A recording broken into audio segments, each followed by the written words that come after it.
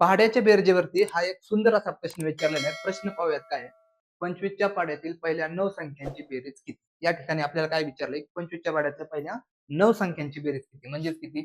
25, 50, 25 त्रिक 75, 25 असा आपण 250 पर्यंत.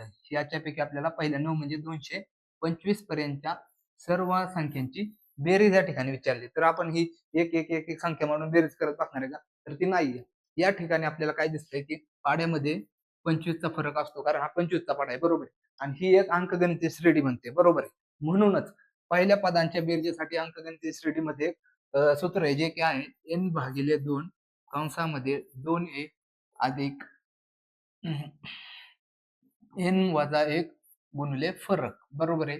मग या ठिकाणी फरक किती? 25चा आहे. n म्हणजे किती काढायचे? पहिल्या 9 संख्यांची बेरीज आपल्याला काढायची आहे. ए म्हणजे कुठले? पहिलं पद कुठले? तर ते आहे 25. आता ही सर्व संख्या आपल्याला या सूत्रामध्ये घालायच्या. म्हणजेच किती? 9/2 कंसामध्ये 2 गुणिले 25 अधिक n किती आहे? 9-1 गुणिले फरक किती आहे? तर तो आहे 25चा, बरोबर. म्हणजेच किती येणार?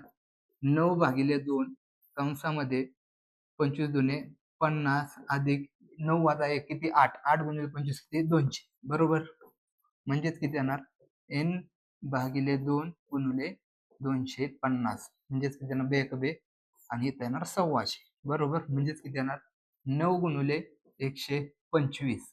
मग किती येणार? 9 9 5 85, 5 हातचे आले 4, 9 1 9 9 2 18, 18 आणि 4 22, 2 हातचे आले 2, 9 1 9 आणि 2 11. म्हणजेच किती येणार? 1125. पहिल्या 9 संख्यांची बेरीज 25च्या पाढ्यामध्ये किती येते? तर ती येते 1125, जे की आहे आपला ऑप्शन क्रमांक 2 आहे.